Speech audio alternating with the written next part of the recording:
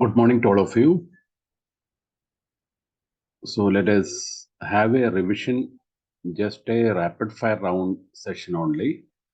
Class 12th mathematics. Now also, if you are able to learn these basic points, these basic tips, you will be able to score definitely 40 to 50% marks. So let us start with the first chapter. Before going to the chapter, you know that the essence of mathematics. Mathematics means the only way to do mathematics is the only way to learn mathematics is to do mathematics, right? So the very essence of mathematics is to do simple things, not to do simple things complicated, but to do complicated things simpler. So with this, let us begin with the session. Total marks, we know, everybody knows it is 80 marks. Theory means 80 marks, correct? So as per the latest CBSE sample paper, you might have seen, in this, first section A consists of 20 marks, totally 20 marks. Here, all are MCQs only, all are MCQs, but 18 MCQs, and then the last two MCQ from assertion and reasoning, right? Now come to, this is totally 20, section A. Now section B. Section B, it is a 2-mark question. Section C will be 3 marks. Everybody knows this, just we are touching upon. And then 5-mark question. And finally, we are having section E consists of case-based question or case study questions. Here there will be 3 questions and each carries 4 marks. So this is the way the questions are distributed. So an average child, because if you are not able to score very good marks in the previous examinations, this particular video is actually exclusively for them only. So what you do, in my opinion, it is better you start with the section D, because section D consists of 5 marks. 5-mark questions, right? How many 5-mark questions will be there? There will be 4 5-mark questions will be there. That is 4 into 5 equals 20 marks.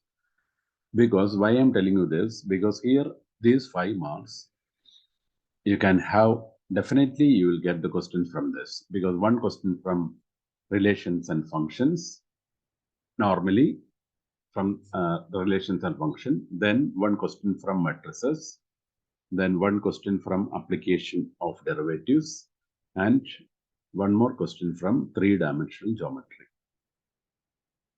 This is the way the questions will be. One question from 3-dimensional geometry. So definitely you will be able to score good marks from this.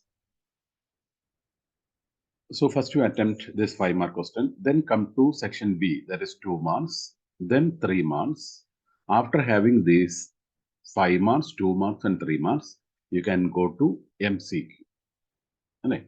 And here also, whatever questions you know it, that you write it first. That is better, because the first impression is the best impression. So first 5, 6, minimum some 10 pages. If you are able to do the problems without much mistakes, the evaluator will be definitely satisfied upon, and then definitely you will be able to score good marks. So, and finally, the last 20 minutes or 10 to 20 minutes, you can go for the case-based questions. Here, the case-based questions, as per the latest CBSE sample paper, they are asking the question from probability. One question from probability, you might have seen this, and 2 questions from application of derivatives, because the maximum marks is actually coming from the application of derivatives.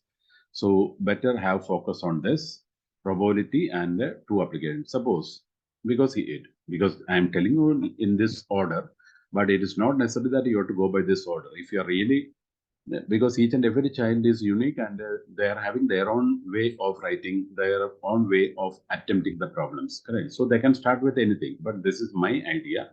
Better to start with the D, then come to B, C, then A, and then finally go to E. But some students, they may start with E directly, because some question may be known to them. So if the question is known to you, you can attempt those problems first. And never go by, suppose you are writing question number 21. then directly you can jump to question number 35.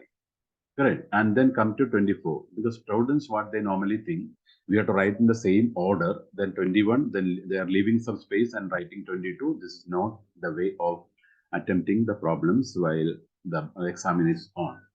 So this is the way we'll go for. So chapter-wise, just only we are going to take it, because within this, I have been given only 30 minutes time for preparing this video. So within this, very, very difficult to touch each and every points, because only 2 to 3 minutes we are getting for one chapter. 13 chapters, 13 to 3, it will go to even 14 minutes. So let us have a quick recap of all these chapters from the beginning as per this order. So I have just gone through the mark distribution of each and every chapter as per the latest CBSE sample paper, and it goes like this. Let us have a new page. Chapter 1. This is the way they have written it. In chapter 1 and chapter 2 together, they are having 8 marks total. Okay, chapter 1 and 2. 1 and 2 means relations and function plus ITF. Right. This total 8 marks. Then comes which are the other two chapters? Third chapter and fourth chapter, matrices and determinants. This is maximum 9 marks you can expect from this. Now come to derivatives. Here it actually includes continuity also. Here 4 mark only I could see from the question paper. Then application of derivatives maximum marks, that is 11, maximum 11, because this is not the exact one. It varies, but roughly you can have like this. Then integration, both the definite indefinite integral and definite integral, again the same 11 marks. Then come to application of derivatives, application of integration. Application integration, 5 marks you can have it. Then come to differential equation. Differential equation, 7 marks. Sorry, it is not 7, it is 5 marks. Then vectors. Yes, vectors is actually 7. 3D also 7. Then which one? LPP, right? LPP, 5 marks. And the last chapter, probability, 8 marks. So the total 80. So this is the way roughly we can have it. But it varies. Sometimes relation function and ITF, here the chapter-wise distribution, they are not given. Sometimes R and F will be having more weightage and IT will be having less weightage. But since a 5-mark question is coming from R and F, definitely this division will be 5 marks from R and F. That is normally equivalence relation, that type of questions will be asked. And then 3 marks from ITF, maybe from MCQ. Now let us have a chapter-wise tips. Let us begin with chapter 1. Now let us have a quick revision. Here you can have two types of questions. One is equivalence relation plus another one bijection. So if you know these two, definitely you can score the marks from chapter 1. Equivalence relation, everybody knows, reflexive, symmetric, and transitive. I'm not going to the definition. Please go through the problems what are actually in the textbooks. That problems you go through it, and important questions what the teachers are given, that also you study. Definitely you'll be able to get one question of 5 marks from this. And otherwise, there will be a question from bijection. Bijection we know. Here it is reflexive, symmetric, and transitive. Bijection means 1, 1, and on 2. Right. 1, 1, we know it. What is another name of 1, 1? Injective. Another name of on 2? Surjective. If it is a combination of these two, then we say that it is a bijection. So here, these two areas, if you touch it, definitely you will be able to score the marks. How much marks you can score it? 8 marks. This is about the first chapter.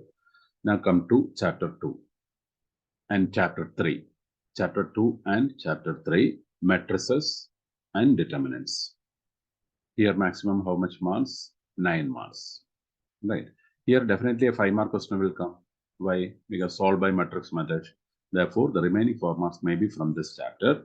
1 2-mark and 2 MCQs. Like that it may be. It varies also. Now in this, matrices means solved by matrix method. There will be 3 equations, you know it. The word problem normally won't come, because as per the CBSE sample paper, And here the question will be like this: solve by matrix method. The different form how they ask here, solve by matrix method. 3 equations will be given. Then what is the method? Let us have a quick review. Yes, the given equation can be converted into a matrix form by Ax equals B, and we know that X equals A inverse into B, right? So in order to apply this formula, we should find out A inverse. A inverse, we have a direct formula, 1 by determinant A into adjoint A. So the first and foremost thing is, you have to find out determinant A first. This is the working rule. First to find out determinant A, then you go for, tell me, if determinant A is not equal to 0, then only inverse exists. That everybody knows. Now, the next one is go for adjoint A. Before going for adjoint A, better you go for cofactor matrix. Again, teachers might have taught in different way. This is my way of taking the things. So, which one the teacher is told to you, the same order you can follow. And after finding cofactor matrix, you are finding cofactor matrix. Then you are going for adjoint A, and we know that cofactor transpose is adjoint. So whatever matrix you are getting here, take the transpose. Means directly interchange rows and columns, you will get adjoint A. Once you get adjoint A and determinant A, use this formula and get A inverse, right? And then that A inverse you have to substitute here. And B is a coefficient matrix, right hand side. Suppose 2x plus 3y plus 7z equals 10. Then that 10 is the coefficient. So like that, 3 equation will be the 3 coefficients, 3 constants will be the, that you write it in which form? Column form, right? And what is your x? It's a variable, that also you write it as a column matrix. These 2 column matrix, and A is the coefficient matrix, that 3 by 3 matrix. So by using this, you can find out in the, or this is one way of asking this question. Now, the another way of asking this question is, they will give 2 matrices. 2 matrices they will give it, a 3 by 3 matrices, like this, a 3 by 3 matrix and another 3 by 3 matrix they will give it. And you are asked to find the product first. Multiply these two, find the product of these two, and using this, solve the system. 3x plus 2y minus z, something like this. 3z equals 10, 3x plus y is equal to 4, and minus x plus 3y is equal to 6. So here, if you go by normal method, the marks will not be given, because you have to use this product and get the solution. So here you multiply these two. Definitely you are going to get I. Otherwise, some constant into I. This is the way you will get it. Okay. So what is to be done? Whenever the product is given, you have to multiply them. You will get a scalar matrix. What is the meaning of this? Scalar matrix means either you may get the answer like this, 0, 8, 0, 0, 0, 8. So what is the scalar here? 8. So can you write this as 8i? Yes. Otherwise, only diagonal elements will be existing, and the remaining elements will be 0. That is the way, that way you have to remember it. Whenever the product is asked, the diagonal must be same. The remaining elements will be 0. It can be written as 8i. Therefore, the first matrix you take it as A, the second matrix you take it as C. Because this A is coinciding with the coefficients you see here. That is why I am taking as A. And we know that the right hand side is a constant and it is denoted by B. Therefore, I am going by another letter, only that much. Right? So what you are getting, AC, A into C, are you getting, is getting us 8i. Therefore, A inverse will be C, and this 8 will come down, C by 8i. If they are asking C inverse, then it will be A by 8. Anyway, this the number 8 will come in the denominator. So both these values you write and keep it ready. Okay, this way I got it. Now let us continue with the same problem. Now the given system can be written as Ax is equal to B, right? And we know that x equals, from this step, A inverse into B. Here don't apply the formula. Here A inverse direct answer is the yes. So what is the answer? A inverse C by 8, right? I into I and into matrix, it will give you the same matrix only. So no need of writing I. C by 8, you write it. And what is the next one here? B, which is equal to 1 by 8. What is your C? This C is, you see here, this element, correct? It's a 3 by 3 matrix. So these 9 elements, you will get it here. And here, what is this C? This is our normal B. It is constant matrix 10, 4, 6. Yeah. You write here 10, 4, 6. Normally, it will come like this, 1 by 8 into. Now, first row multiplied by first column, it will come here. Second row multiplied by again the same column, it will come here, and here also another. Right. So it will be multiple of this 8, then you will get three numbers like this, 2, 3, minus 1, something like this. If you get it this, then x is 2, y is 3, and z is minus 1, definitely you will get 5 marks. This is very, very important. Please go through and at least some 5, 6 problems, you do it independently without any help, and be master in this area, because this is a definite question of 5 marks. Now let us move further. And here, another expected question from this is express a square matrix. A square matrix will be given as a sum of two matrices in which one is symmetric and other is skew symmetric. This is one question you can expect. What is symmetric matrix? A dash equals A. Right. If you take the transpose, it is equal to A. If A transpose is equal to minus A, then it is skew symmetric. And here, the question will be like this. If A and B are symmetric matrices, then AB plus BA, you might have seen this, is symmetric, and AB minus BA is skew symmetric. You might have seen this type of problems in the question paper, or the teachers might have given to you, right? So, in order to prove that a matrix is said to be symmetric, what you have to do, you take the transpose of that matrix and show that it is equal to the matrix itself, right? If the transpose is minus x, then we say that the matrix is skew. Here is a AB plus BA, correct? To prove that AB plus BA is symmetric, what is to be done?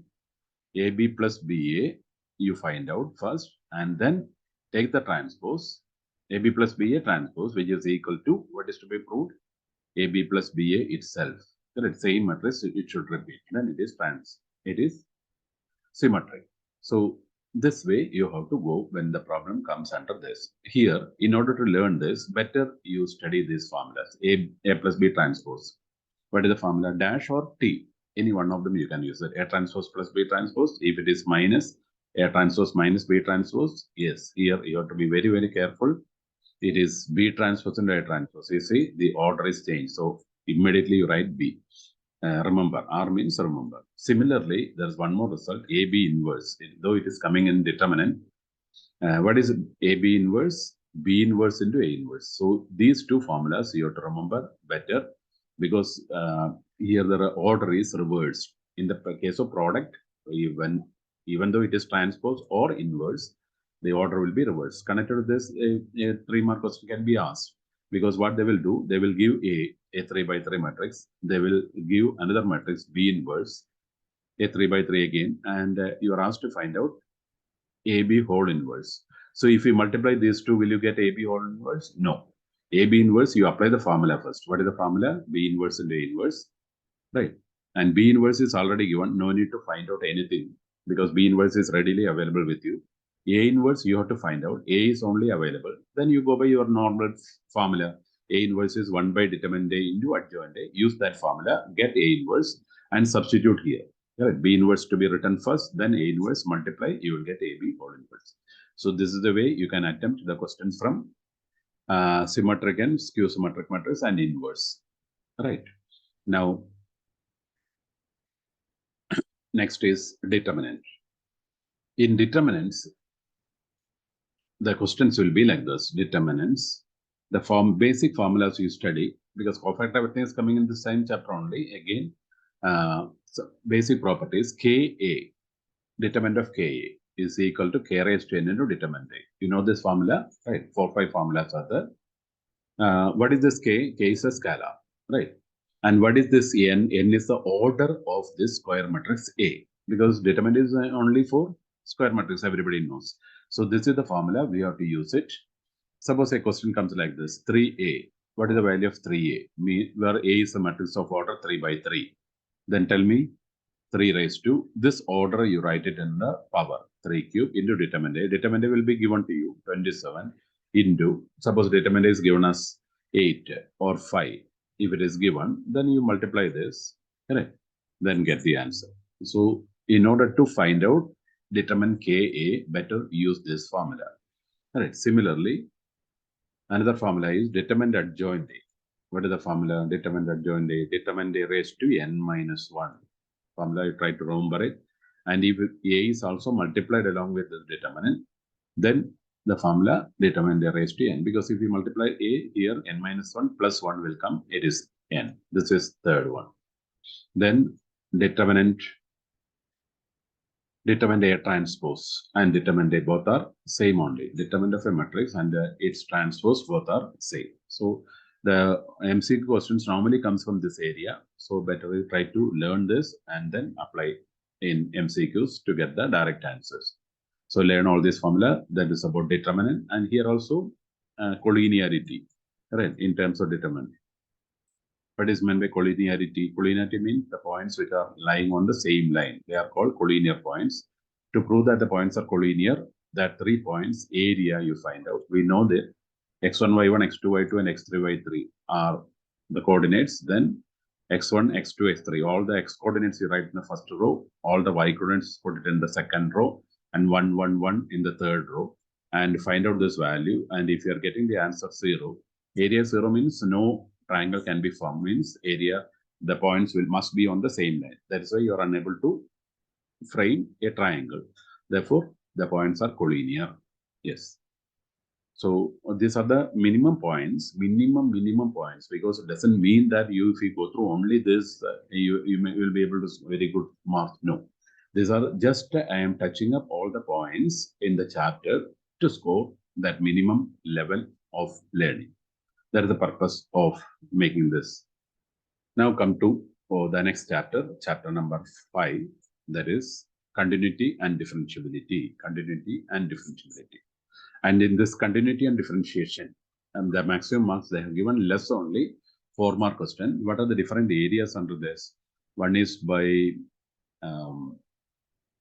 which method?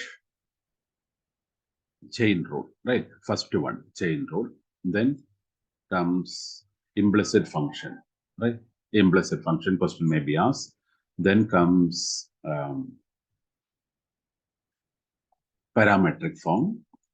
Okay. Then after parametric, the questions are coming from logarithmic, right? And one more point, one more thing is the higher order derivatives, HOD. Right. Let us have a recap of this first one, chain rule. Chain rule means, suppose you want to find out the derivative of function of a function, f of gx. I want to find out the derivative of this. What is the formula? What you do, the outermost function, you differentiate it first, f dash gx over. Now come to the inside, gx, its derivative you multiply here, g dash x. Correct. This is the way you have to do it, because suppose a question comes like this, sine cube of cos x. What is the derivative of this if it is asked? What will be the direct answer of this? This is the way you must know it.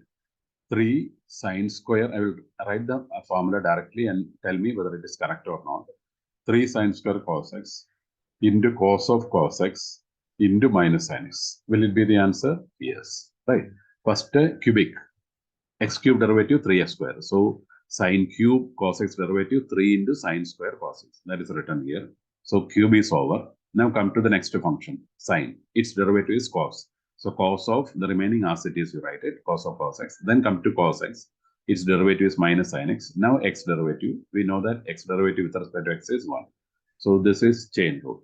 So whenever chain rule comes, this is the way you have to go for. Now implicit function. When x and y are given together, and if you are not able to separate it, then that will come under implicit.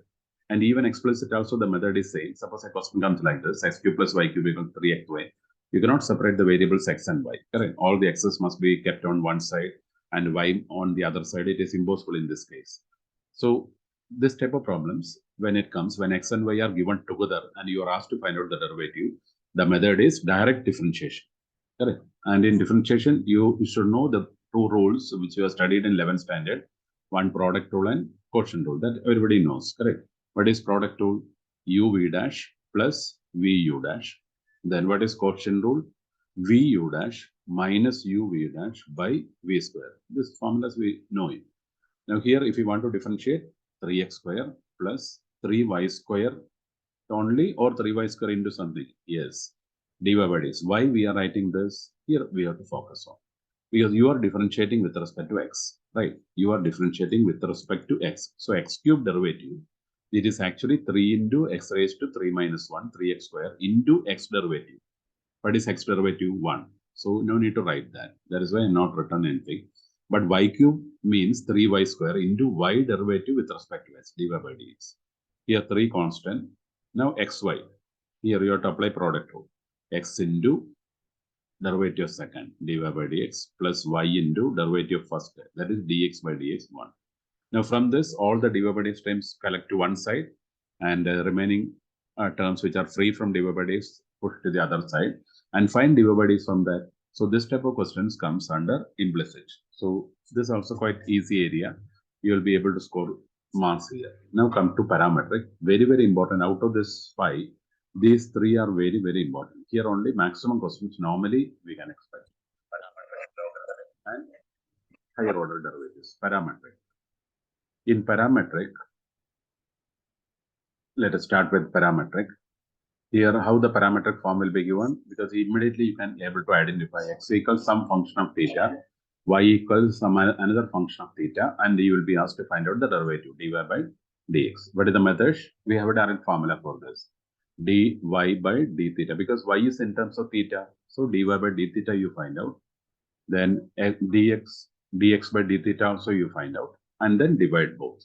So dy by d theta by dx by d theta will give you dy by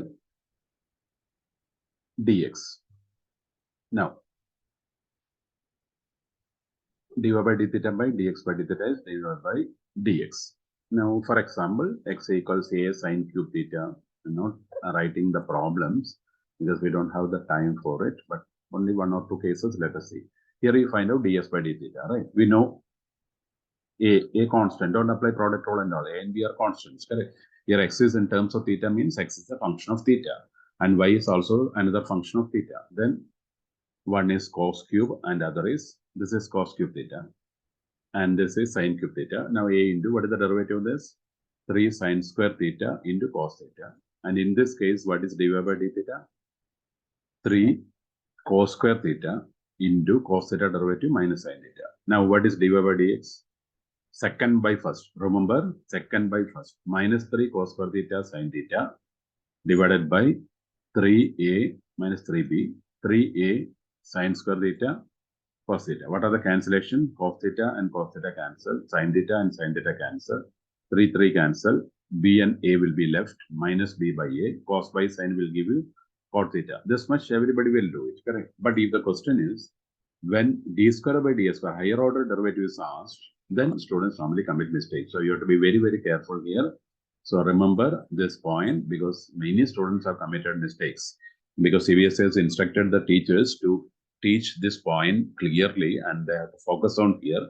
Students normally lose marks by differentiating like this: cot theta derivative minus cos a square theta. This way they will write and keep it. Is it, will it be the right answer? No, never.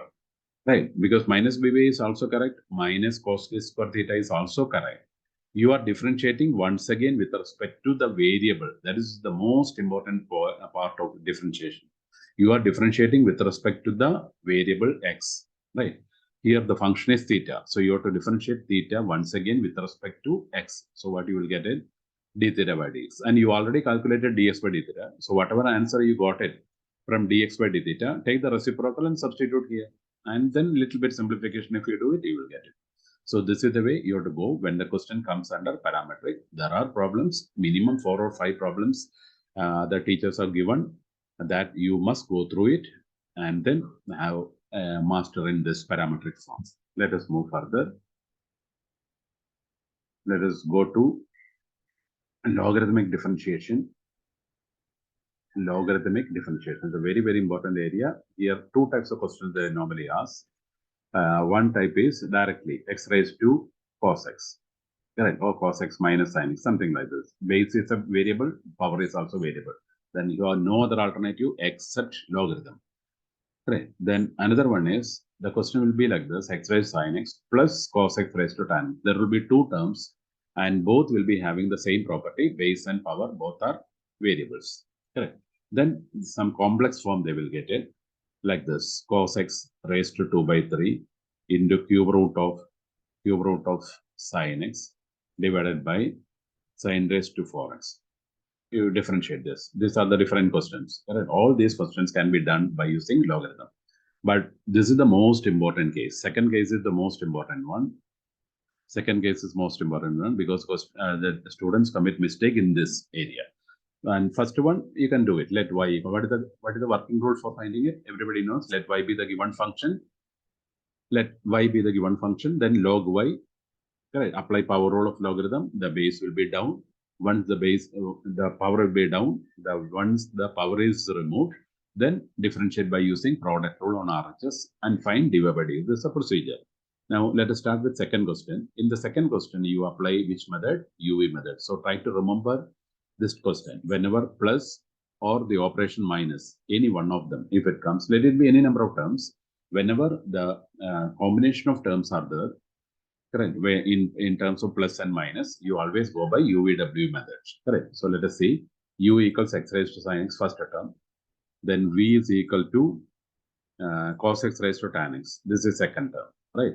Then what do you do? Here, you go by your own method. You have a direct method with you. What is the method? Log u equals log x raised sine x. It will become sine x log s. Then you find out, differentiate 1 by u du by dx. 1 by u du by dx. Right answer being product rule, you apply product rule and you are getting two terms. From this du by dx you are finding. Yes. Yes. Du by dx is ready. Now here you go by the same method. Finally, what you will get? dv by dx. Correct. dv by dx. And then substitute these two values directly in the final answer. Therefore, what is to be written? dy by dx equals, right, du by dx plus dv by dx. Correct. du by dx plus dv by dx. This way you write it, the problem will be over. Even though it contains one more terms, you will get one more term means dw by dx. So like this, you can have the direct answers when the question comes in this. Here, you say that seems to be very much complex, but by this logarithm, made this form a very, very diluted one. Correct. So what is the direct answer of this? Let y be the given function. Then take logarithm. Log y equals. So what is the, whenever multiplication comes, addition. Whenever power comes, power will come to the front.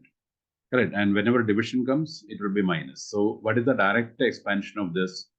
2 by 3 log cos x plus 1 by 3 log sin x minus 4 log sin x.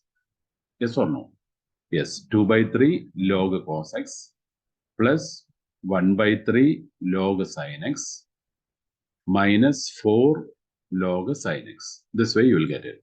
Now, once the power is removed and all the root, everything, cube root, everything is removed, now you can directly differentiate and get dy by dx. Correct? Differentiate 1 by y dy by dx. You can directly differentiate each and every term and you will get the answer. So this is the way you can attempt the question from logarithmic. Let us move to the last part of this chapter, that is higher order derivatives. In higher order derivatives, the questions will be normally like this. Let y equals sine y. I'm not writing the complete question because I have not taken the question directly. Whatever, maybe this type of questions, only that much I could say, plus y is equal to 0. This type of question you might have seen, correct? Y equals sine inverse s whole square and prove that something, 1 minus s square into y2, let it be anything. My way of attempting this type of problem is by learning one working rule. Because normally students go by taking differentiation, correct? Y1, then y2, substitute that y1, y2, and including this y on LHS, and prove that it is equal to 0. Fine, very good. You will get the marks. But with very limited time, correct? How can you attempt this problem? Have a look. What do you do? I will write the working rule before attempting this problem. Y is given anyway, right? Sine inverse x whole square. Only 1 or 2 steps will write it. What is y1? 2 sine inverse x, differentiating, 2 sine inverse x. Don't write it 1 by root of 1 minus. Students have this type of habit. Sine inverse x, they will write it as 1 by root of 1 minus x square. Then square. No, it is chain rule, correct? So 2 will come first because it is of the form x square. So 2x will be the derivative. Yes. So 2 sine inverse x into sine inverse derivative 1 by root of 1 minus x square. Now what the working rule says, whenever the first derivative is having fraction, correct? What you do? Cross multiply, then square it if necessary, then differentiate it again. then 2y1 will be common. This is the way you can remember it. What is to be done? Cross multiplication, square it, then differentiate again, then 2y1 will be common. Whatever left out, that will be the answer definitely. Let us have y2. Sorry, before going for y2, cross multiply. So what you will get here, I'm not writing complete answer, into y1 equals 2 sine inverse x. Now what you have to do? Square it.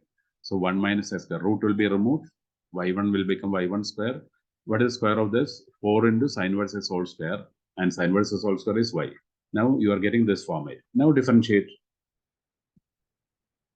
1 minus x square into, what is y1 square derivative? 2y1 into y2, right? 2y1, y1 square derivative 2y1 into y1 derivative y2 plus y1 square into product rule. 1 minus x square derivative minus 2x equal 4y derivative 4y1. Correct. Then what I told you, 2y1 will be common. You see here, 2y1 is coming here. Here also 2 and y1 is there. Here also y1 is there and 2 also will be there. So definitely 2y1 will be common, and remaining answer you can check up with that answer what is given here, it will be true. So it may be 2 here, it may be 2, something like that. So this is one working rule. So this is the way you can do the problems when higher order derivative comes. So that is about chapter differentiation.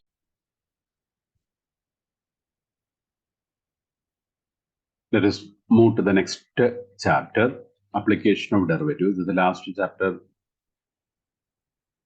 from part 1, application of derivatives. Here, 3 areas you have to focus. One is rate of change. It is recently included. Rate of change, then increasing, decreasing, right? And what is the third one? Maximum, minimum. Correct. And in maximum, minima itself, there are 2 types of questions they can ask. One is local maxima or local minima. Then absolute maxima, absolute minima. Let us just have a touch of this.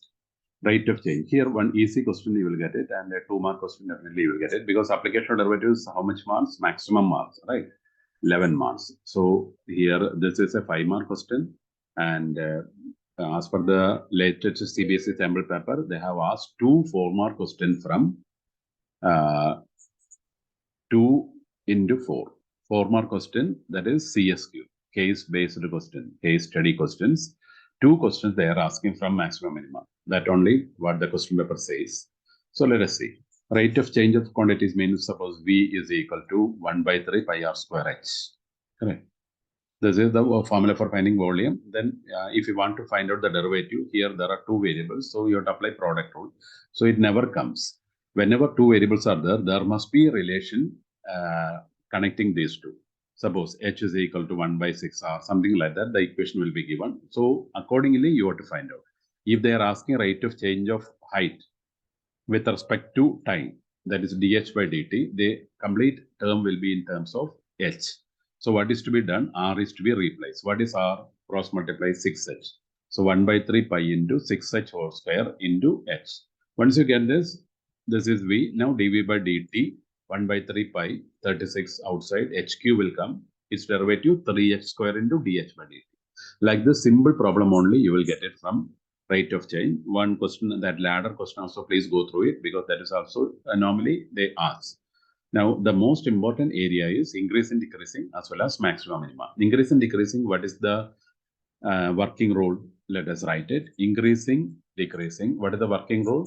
Let fx be the given function. Here you can expect this question, sin x plus cos x and sin x minus cos x. You please go through this, because 0 to 2 pi, this interval, you please study this formula, because I hope this question may come for the examination. Otherwise, a 4th degree equation. 4th degree, like with begins with minus. Have you seen this problem? Yes. Like this, some question. I don't know the exact number, but I'm just writing it. So this type of questions, you can expect it. Right. What is the working rule?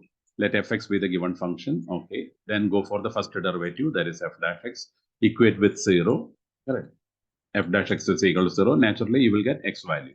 It may be 1 value or 2 value or 3 values. It depends upon the power. Correct. Depends upon the polynomial. Now, what you do, if you want to find out increase and decreasing, What do you do? Draw the number line and mark these points. Correct. Suppose you are getting -2, -2, 0, and 1. So three values you are getting here, plus infinity, here minus infinity. So if you are getting -2, 0, 1 as three values for x, then just spread it along the number line. And the number line will be divided into now 4 intervals. Minus infinity, -2 first interval. Right. What is the next interval? -2, 0. Everything you write it in the open interval, 0, 1, and 1 infinity. These 3 points are called critical points. Everybody knows, right? Critical points. The points at which the graph changes its shape. That is the meaning. Now, minus infinity, -2. Now, prepare a column. Right. This method, if you go, there won't be any mistake. First column, interval. Second column, you write x. X means in between, you write any number. Between -1 and -2, take any number. -3. -2 and 0, take any number. -1. 0 and 1, 0.5. Decimal possible. 1 and infinity, 2. Now what you do? Here you write f dash x. Not fx, f dash x.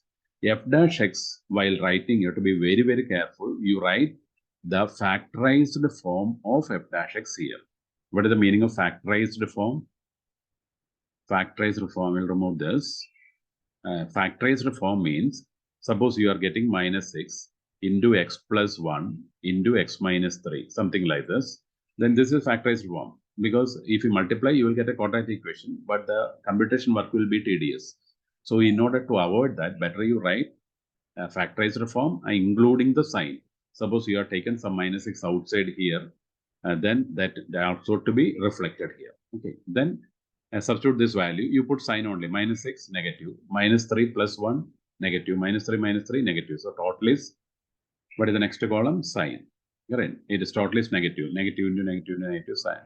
Then comes nature. Nature means decreasing. Right? Over. Like this, you do it everything, and then on this basis, suppose in the first one increasing, second one decreasing, then decreasing, increasing, decreasing, then increasing. Normally, alternatively positive negative comes, but it is not mandatory. Sometimes two negatives, two positive also can expect. So after this, you write it. So in which two cases the function is decreasing? -20, -2, and 0, 1. It means -20, -2, union 0, 1, the function is increasing. You have to write it in words. And in the second case, the other two, put the union in between and decreasing or increasing. So this is the way you have to attempt the problems and have focus on this trigonometry function and working rule. Now we already learned. Now let us move. Next, maximum minimum, very, very important area. Maximum minimum, what is the working rule? Fx with the given function. This is local maxima I am talking about. All the word problem also based on this. Word problem I am not going to discuss here because it needs real workspace and real practice. So now we may not be able to touch it. Local maxima, local minima, the procedure is Fx you write it as usual. F dash x you go for. F dash x equals 0. Same method as in the case of increase and decreasing. F dash x equals 0 and get the value of x. Correct. Suppose you are getting one or two values. Now here you go to the next derivative. Differentiate it again. Yes. After the next derivative, you start substituting these values. Suppose these values are a, b, c. Then you find out f2 dash of a, f2 dash of b, and f2 dash of c. Then what are the possibilities? Sometimes you may get positive, sometimes you may get negative, sometimes you may get 0 even. Correct. If you are getting positive, then the function has local maximum or minimum, local minimum, just opposite. Whenever positive comes, we normally think that it is a maximum, but here the thing is, as per the theory, it is just opposite minimum. And if it is negative, the function has local maximum, right? And if it is equal to 0, the function has neither maximum nor minimum. This is the way you have to find out. Now, so what are these A, B, and C? These are the critical points or the points at which the function is local maximum or local minimum. So at the point A, you are getting local minimum. Then the local minimum value, very, very important. You see, here at this point A, suppose A is 2, correct? You are getting local minimum. That means graph is in its minimum, correct? And this is actually the local minimum value. How will you obtain this length? It is obtained by f of 2. That means substitute this value a equals 2 in the given function. In the given function, you will get f of. So you find out f of a, it will get a local minimum value, then local maximum value f of b, right? So this way you can find out local minimum, local maximum value. Now, if the question is coming from absolute maximum, absolute minimum, then how will you do it? What is the working rule for finding absolute maximum, absolute minimum? Hardly question asked from this, because for the last so many years, I have not seen even a single question from absolute maximum, absolute minimum. Only in the lecture question paper it has come. That is why we have included this. The procedure is same. And one thing you can very well make out, whenever absolute maximum, absolute minimum comes, there will be an interval. They normally give one interval, correct? One interval will be given and the function will be there. So what you do, the fx some function will be there, x cube minus 6x square plus 11x minus 6, something like that function will be given. Then procedure is, you find out f dash x, correct? Then equate f dash x with 0, yes, normal. Then x value, yes, everything is correct. Now, no need to go for the second derivative. That is the point to be remembered in absolute, correct? So after getting x value, what do you do? Substitute this, suppose you are getting 2. One value, only one value you are getting. Suppose it is first degree and you are getting only one value, or two values you are getting, 2 and 3. Then what do you do? This number, what is the interval they have given already? They have given a closed interval 1 to 8, correct? 2 and 3 are in between this. Okay, then that number also you put it. So there are 4 values we are getting, correct? Directly substitute these 4 values in the given function. It means f of 1 you find out, f of 2 you find out, f of 3, and then go for f of 8, correct? Out of these values, suppose you are getting here 38, here you are getting -2, here getting 0, and here you are getting 16.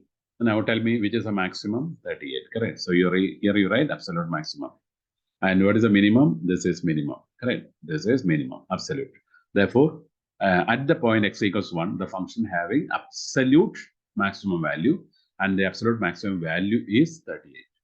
And here absolute minimum value at the point x equals 2, the function is having absolute minimum value, and the absolute minimum value is -2. This is the way you have to attempt the problem when the question comes under absolute maximum, absolute minimum. Then word problems I am not touching up, but there are problems in the case study questions like this. One rectangle will be there, 24 into 16. A square is cut from each corner, and there will be 4 flaps, correct? And all these 4 flaps, if you hold it up, correct, you hold it up, or flaps, you hold it up, you will get it an open box.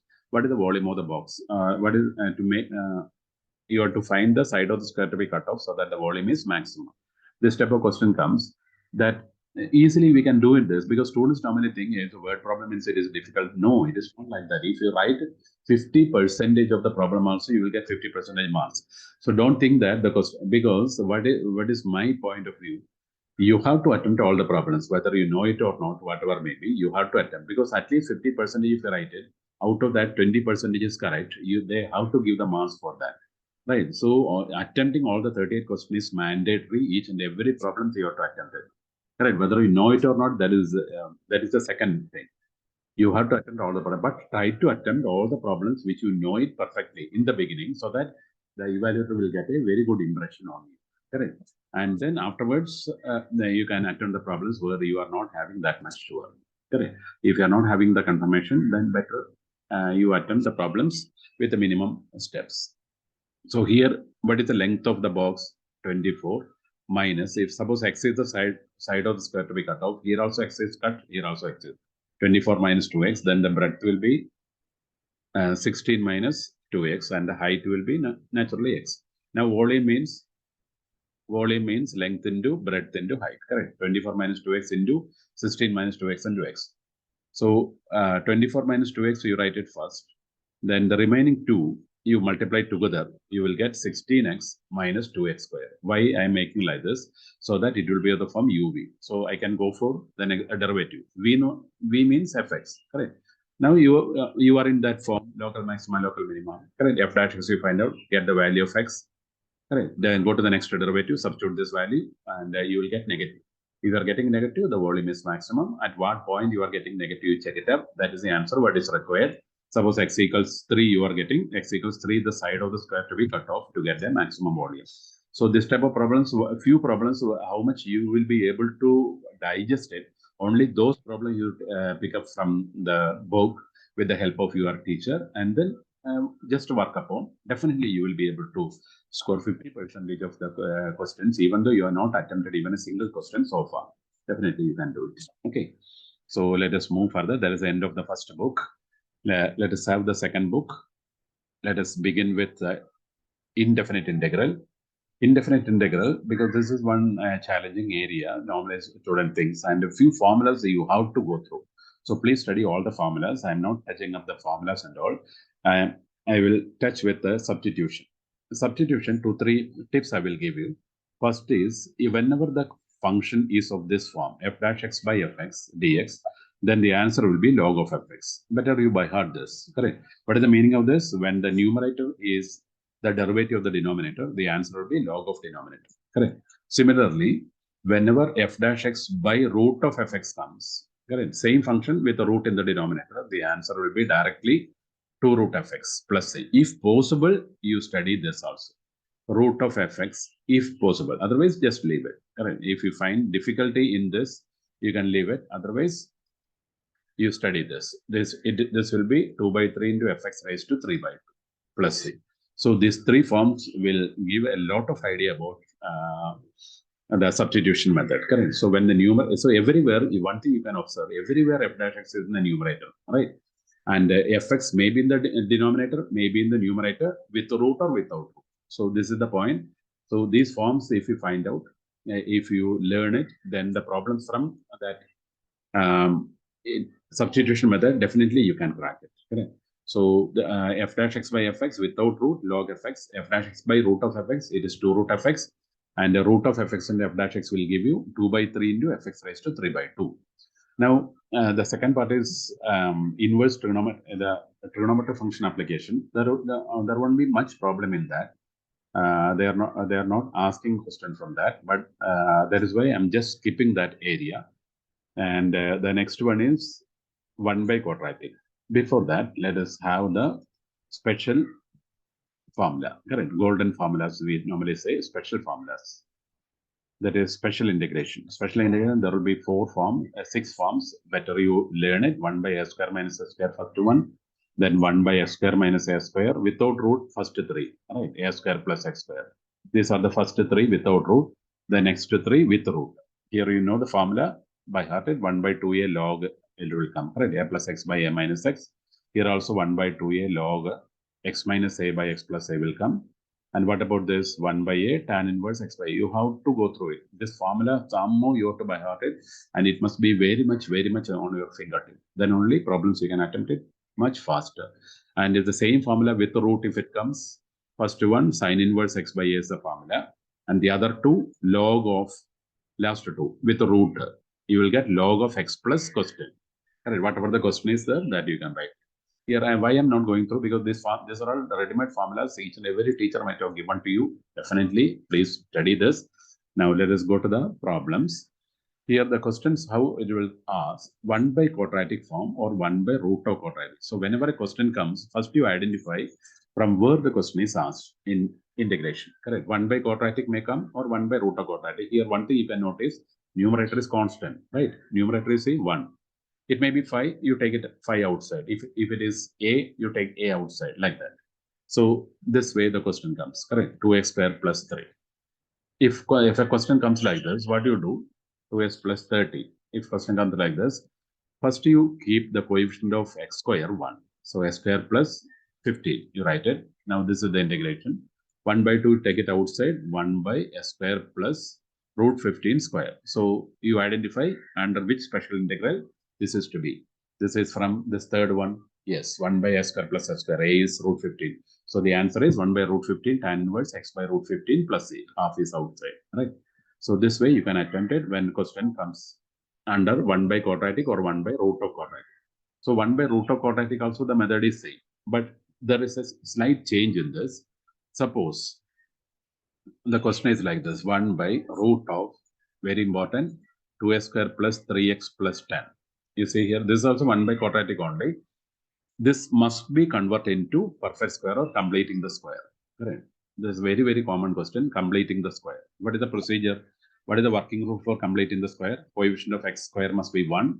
If it is not 1, convert into 1. Then take the coefficient of x. This is the procedure. Coefficient of x, take half of it. Yeah. Then square it. Fine. Then add and subtract. This is the working rule for finding a problem or to crack this type of problems. Suppose I am taking 2x square plus 3x plus 10. Take out that term separately and write here. Take 2 outside. Students, what they normally do, divide through by 2. It is not possible here. It is an expression. It is not an equation. So dividing by 2 will give you a wrong answer and finally leads to no mark. So 2x square plus 3x plus 10 comes. You take common factor outside. Correct? It is not equal to 0. So 2 into x square plus 3 by 2x plus 5. Okay, fine. 2 into. Now, which number to be add and subtract? 3 by 2x. What is the procedure? Take coefficient of x. Okay, 3 by 2. What is the half of 3 by 2? 3 by 4. Half of 3 by 2 means half into 3 by 2, right? So 3 by 4. Square it. 9 by 16. Add and subtract 9 by 16. Minus 9 by 16 plus 5. Right? So 2 into. Here it is not working. Fine. 2 into. Now tell me the first 3 terms. It is the perfect square. X plus 3 by 4 whole square. Now students normally do this minus they will write here and they will simplify 9 by 16 plus 5. That is wrong. You write the term, complete term on the right hand side. Space for rough work. Take LCM 16. So minus 9 plus correct 80. So you are getting how much? 71 by 16. Correct. 71 by 16. So plus 71 by 16. So plus 71. Sorry, 71 by 16. So root 71 by 4 whole square. Now this value we substitute in the root. So if we substitute here, 2 will be inside the root. If it comes out, it will come as 1 by root 2 into, now which formula? 1 by root of this number. Correct. So it is the last formula. Which formula it is? Log of x plus cos. So this is the way you can attempt the problems when 1 by quadratic or 1 by root of quadratic comes. And here one important tip I would like to give it in the next page. I think the question they may ask like this: 1 minus 2 x minus 2x square. Correct. This way. So you write in the proper order minus 2x square plus x. Right. Take minus 2 common. X square minus x. Right. So minus 2 into. What is the procedure for us? So constant is there. You cannot do it. It is not like that. Constant, let it be there or not. You go by your own method. Right. X square minus x. Now, which number to be add and subtract? Coefficient of x is minus 1. Take half of it. Minus 1 by 2. Square it. 1 by 4 minus 1 by 4. Right. So minus 2 into. What about the first 3 terms? It is a square of which number? X minus half. Then minus 1 by 4. Now, this minus, you try to remove it from here. You must remove this minus from outside because it is going to be inside. Right? Root of negative number will become imaginary. So you take minus inside by interchanging this 1 by 4, you write it as 1 by 2 whole square and x minus half whole square. Right? So this is the value you have to substitute here. So what is the answer? 1 by root 2 outside. Integral 1 by root of 1 by 2 whole square minus x minus half whole square. Right? So which formula? 1 by root 2 sine inverse x by a, x minus half by half plus c. So see here the tip is whenever coefficient of s square is negative, this way you can remember it. Whenever coefficient of s square is negative, you must use sine inverse x by a. You are going to finally end up with sine inverse x by a. This is the point to be remembered. Whenever the coefficient of s square is negative, sine inverse x by a is the only formula to be used. This you fix it. Okay. Now let us move further. The next method is L by Q. Correct. What is the meaning? Suppose a question comes like this: 2x minus 1. L by Q or L by root of Q, the method is same. So when the integration, you identify the integration, and numerator is linear, first degree, and denominator is quadratic, s square minus 5x plus 3 dx. Then which method? What is the formula? L equals A into derivative of Q. You have studied this formula. Now you can remember it. Yes. Now I'm not going to do this problem completely. The why I'm writing this, because this formula enables the numerator to divide into 2 terms, right? Suppose A is 3 and B is minus 2. And then what you will get here? 3 into 2x minus 5, derivative of quadratic, plus minus 2 divided by s square minus 5x plus 3, whatever may be, right? So numerator will become 2 terms. Now, what you do? Divide separately. That the purpose is to divide the given integral into 2 terms. What is the first integral? 2x minus 5 by the first one plus minus 2 outside 1 by s square minus 5x plus 3. If it comes like this method we already know it, correct? Why? 1 by quadratic, just now we have done in the previous case. Perfect square. Denominator you make it as a perfect square and apply the special integral. Here it will be of the form definitely f dash x by fx form. Because what is the derivative of this denominator? 2x minus 5, that is in the numerator. Yes, that is why we learned this formula in the beginning. F dash x by fx is log fx. So what is the answer of this? Either it will be log fx. Suppose question is with the root. Here root will come. Then here the answer will be, in that case, 2 root fx. Right? So two problems together we have explained. Now here, as usual, if no root is there, then you apply the formula. If root is coming, accordingly you can use it. So these are the ways you can do the problems when linear by quadratic comes or linear by root of quadratic comes. Then very, very important area, partial fraction. Now, let me tell you one point clear. Suppose 2x plus 1 by x minus 2, x minus 3. What is the method? Everybody know this is a linear, correct?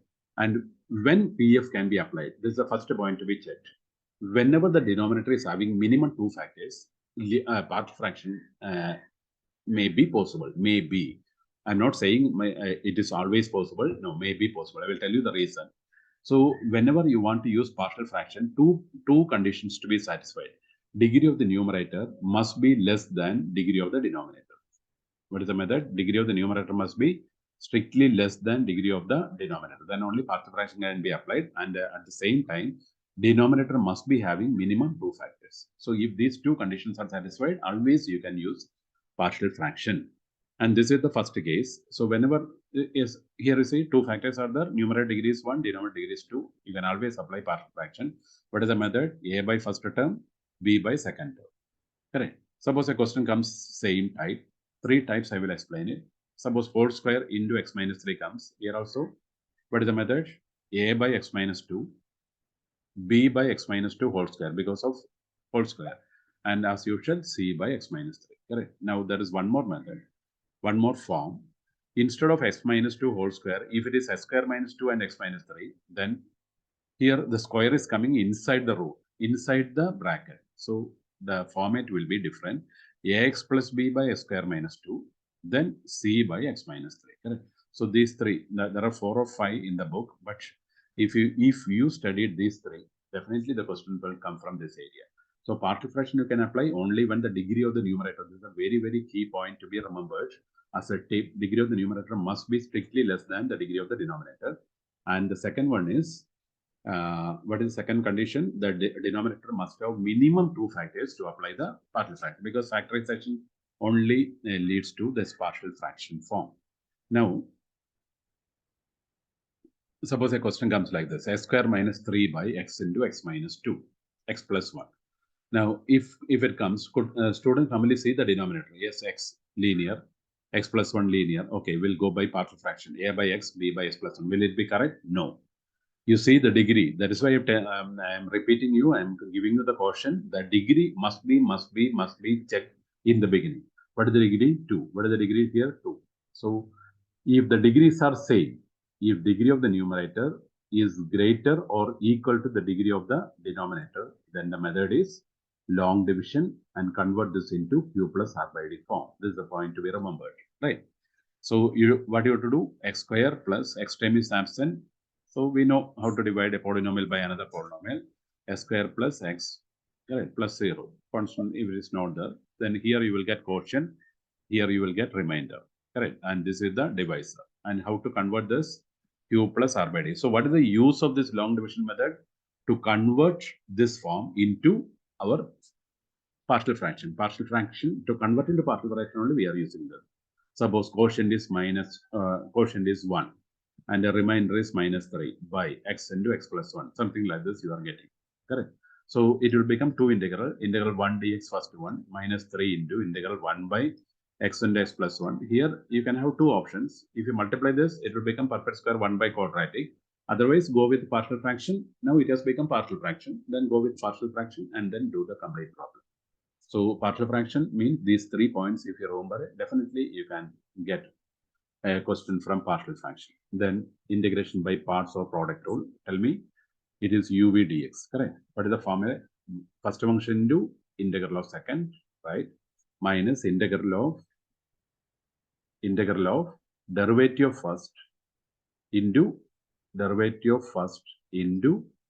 integral of second, correct? And this completely must be in one bracket and dx is coming here. First function, integral of second minus integral of derivative first into integral of second.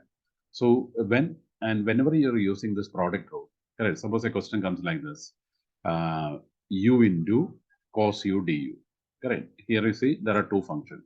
So here you have to remember one rule that is called Eilert rule or Eilert rule also somebody says. I means inverse, L logarithm, A algebraic, T trigonometric, E exponential, right? So inverse must be given top priority. The same order you have to go for. So just above you write it. U means polynomial. It will come under algebraic. So you write here A. Then cos u means trigonometry, T. So after A only T comes. Is it correct? Yes. Therefore the same order. Apply the product rule and get it. Normally a question comes like this: tan inverse x dx, single term. Whenever inverse comes, you write tan inverse x as tan inverse x into 1 dx and apply product rule. Correct? Here inverse function I, this is algebra. Constant polynomial means algebra. I, A. Yes, after I only A is coming. So same order you can keep it and go ahead with the product rule, you will get it. Right? And one more, these are the points coming under indefinite integral. Then in definite integral, you have to remember few properties. The important properties I will tell you. Property number 4, that is integral a to b fx dx is equal to integral a to b f of a plus b minus x dx, right? Yes, add both the limits and then subtract with the variable. And this is the most important property we are going to use in almost all the problems to get the answer. What is it? 0 to a fx dx is equal to integral 0 to a f of a minus x dx. So whenever a question comes under this property, you always go through it. This is a definite question which is going to come for the examination, property number 5. So here the question will be like this. Integral 0 to pi by 2 root sin x by root sin x plus root cos x. Right. This type of question comes easily. We know that the answer is pi by 4 even, because some students normally by heart the answer like that. Because this format we know it. Because the method is 2i method. Let I be the given function. Apply this property. You will get root of sine 90 minus x. It will become cos x. So root cos x plus root sin x. If you add both, you will get 2i is equal to integral 0 to pi by 2 1 dx. You will get it because both the terms will be same. It will be get cancelled, and we know that x is the integral of 1. Then limit is 0 to pi by 2. If you put the upper limit pi by 2, lower limit will be 0. So 2i is pi by 2, I will be pi by 4. So this type of problems will get it. And one important area in this before winding up is integral x tan x by sec s plus tan x, or sec s plus tan x, like this. Correct. Here, why I'm writing, the question may not be the exact one, just I'm writing. Here you see, whenever this type of question comes, I will tell you the method, 0 to pi. This type of questions normally comes. Here see, one x term, not x square or x cube or anything, single linear polynomial if x is there, and the remaining terms are completely trigonometric, you have to apply property number 5. Same property. Which property? 0 to a fx dx is equal to 0 to a f of a minus x dx. The reason is, correct, this is your I, correct? You are writing also I, everything you are writing. And after getting this I and apply tan pi minus x, x will become pi minus x, sec pi minus x, tan pi minus x. And if you apply all these basic properties of trigonometry and all, correct, you will get a term here 0 to pi, the same type of term you will get it. X in the place of x, pi minus x will come. The remaining terms will be same, sec s plus tan x. As it is, you will get it. Correct? So this is called it as equation number 2. This is equation number 1. And if you add these two, correct, you will end up with the 0 to pi tan x. After adding, I'm not writing all the steps. I'm writing only the final answer, sec s tan x dx. You see here, what is the difference between this answer and the question what is given? In the place of x, upper limit is occupied, correct? The upper limit replaces the single x in the numerator. This is the way you have to remember this problem. So whenever this type of question comes, that x is to be replaced. Once that x is replaced, and if you're getting constant, it can be very well taken outside. Once this pi is removed from here, you are getting only trigonometry. That can be done by any method. Tan x is sin x by cos x. This is 1 by cos x, sin x by cos x. Take LCM, multiplied by the reciprocal, the conjugate, you will be able to integrate this. So this is also very, very important area to be touched upon in definite integral.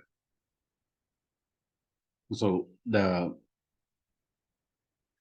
next session will be, now this videos and all, it takes only, it gives us only 10 to 15 minutes. Now only 5 minutes left for completion. So let us try with one more chapter, that is application of integration. Application of integration, only one formula we have to use it. Whenever it is with respect to x-axis, correct, a and b are the limits, integral a to b f y dx, correct. Dx with respect to x means dx. Here you write the other variable y.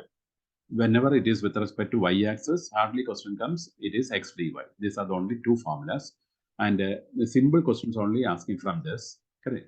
One circle will be given and one straight line will be there, correct. And you are asked to find out this also, they are saying two curves, but one curve and one straight line they can ask. So this area you have to find out. So here 0, this point is 4, this point is 3. If it comes like this, so how to find out this area, this area, this area? So you are dividing here, correct? Oh, let us take a problem, parabolic problem. We'll take it. This is the parabola. Which parabola it is? Y square. Correct. This is y square equal 4x is the parabola, and the curve is given like this. Correct. This is the curve y equals x, and you are asked to find out this area. Then what you do, from this point you draw a perpendicular. Correct. And this point you have to find out by solving these two equations. Correct. This point, if you, this is the lower limit, we know. This point you have to find out. How to find out this point? By, this is x value only, correct? So eliminate y from this. Y square is same as x square. X square equal 4x. X is cancelled. X equal 4. Therefore, x equal 4 is this point. So how will you find out this area, this shaded area? Integral 0 to 4 y dx. If you take y from this curve, you will get this total area. That much is not necessary. We have to remove this triangle part, correct? Triangle half-base formula, you can use it, but better use integration. Integral 0 to 4 y dx, where y is from this line. So how will you do it? Integral 0 to 4 y dx minus integral 0 to 4 y dx, correct? But this y dx is from the parabola y square equal 4x, and this is from y equals x. So this y is replaced by x, and integration will be x square by 2. Second integration can be done easily, and afterwards you can substitute the limits. Here y will be 2 root x. 2 can be taken outside, root x. It is x raised to half, x raised to 3 by 2 by 3 by 2, or 2 by 3 x raised to 3 by 2. And it can be integrated. So this is the way you can do the problem from application of integration. Definitely a question of application, 5 marks question. 3 marks question only they will ask for finding the area, and the remaining 2 marks, 2 one-word question. That is MCQ questions you are getting. Right, so 2 MCQ and 1 3 marks you can expect from this chapter, application of derivatives. At least some 5 or 6 important question. Ellipse. Correct. Tip is, suppose ellipse is given, x square by 16, suppose an MCQ, y square by 25 is equal to 1. What is the area if it is asked? Then the answer will be pi AB is the formula. That is pi into A is 4 and B is 5. So 20 pi is the answer. So in MCQ, if 20 pi is there, you can have a tick. So this formula pi AB, you can use it when the ellipse comes, correct? Otherwise, normal question, if it is asked, you can find out the area by taking area in the first quadrant multiplied by 4. So this type of questions, some 5 or 6 you pick up from with the help of the teacher, and then just rigorous practice, you do it on that 5 or 6 problems, definitely you will be able to score 1 question from this area. So this is the way. Now only 1 minute to go for. So I am winding up this area. Now we'll be soon meeting with another session, the last session video of 30 minutes. Begins with differential equation. Okay, thank you very much. Good morning to all of you. So we have already covered the chapters up to application of integration, right? Now let us have another 5 more chapters. So differential equation is the next chapter. So here, what are the expected question? Here, differential equation carries 5 marks, maximum 5 marks from this chapter. So here, 1 plus 2 plus 2. This may be the distribution. Otherwise, 1 plus 3, 1 plus 1 plus 3. This may be the distribution for the differential equation. So here, order and degree, one expected question, order and degree, one expected question, you can get it from this. And then solve the differential equation. Solve the differential equation means there are 3 methods, right? So variable separable, homogeneous differential equation, then linear differential equation. Now, variable separable means fx dx is equal to fi dy, right? So x and dx will be on one side and fi dy must be on another side. Then it is variables are separated. In the word itself, it means. Then directly integrate both the sides, so you will get the answer. Variable separable. This is the way you can solve it. So solving a differential equation means this derivative must be removed and you should get a curve. So solution is always a curve. Differential equation solution will be a curve. Now homogeneous differential equation means it will be of the form dy by dx is equal to some function of y by x or x by y, this way. So if you are able to express the derivative dy by dx in the form of f of y by x, then it is homogeneous. And what is the method for solving such type of equation? Y by x equals v. This students can by heart it even, right? Y by x is equal to v. Denominator is x only. Y by x equals v, y equals vx. And if you differentiate this, dy by dx equals, apply product rule, v into 1 plus x into dv by dx. Now, if you substitute this value in this first equation, right, and then simplify, you come to 2-3 steps, then you will reach where variable separable form. Once you get variable separable form, you know how to integrate, how to find the solution. You integrate both the sides. So this is the working rule for finding solution of a homogeneous differential equation. Now come to the last one, LDE. LDE, what is the format? There are 2 types. Type 1 must be of this form, dy by dx plus py equals q. How can you remember this? dy by dx. Y is coming here and the same type of y, one more term must be there. Here there are p and q. P and q are functions of x alone. This is the main point to be remembered. It must be x alone, or it can be a constant also. Correct? P can be constant, q also may be a constant. So any differential equation of this form will be coming under LDE. This is one format. It is type 1, and there is one more type, type 2. It was not there last year. Now this year again it was included. It is of the form dx by dy. If you are not able to do by dy by dx plus py equals q, then try to convert into this form, dx by dy plus px equals q. You see, the format is almost same. Correct? Here x is coming, here also x is coming. Here y, here also y. So these are the 2 different formats. Now in the first case, what is the method? dy by dx plus py equals q. So let us see. The type 1. In type 1, dy by dx plus py equals q is type 1. I will just explain this. Then the working rule for doing this is find an integrating factor. What is the formula? E raised to integral p dx. So you're getting some function of x, right? Here you have to make use of the formula e raised to log m equals m. It must be m. Here the point to be remembered, or the tip is, if there is a minus here, the answer won't be minus m, it will be 1 by m. So e raised to minus log m is equal to log m raised to minus 1, it is 1 by m. So if minus comes, the answer is 1 by m. If plus comes, the answer is m. So first to find out integrating factor, then multiply throughout by integrating factor, MTO. That is multiplying throughout by integrating factor. Then the left hand side will be d by dx.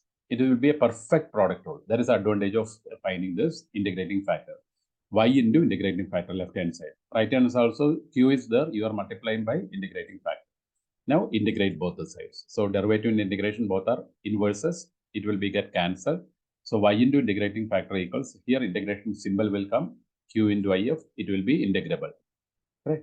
So this can be integrated by any one of the methods which we have seen in the previous chapters. So this is the way you can do the problem when it is coming under type 1. Right?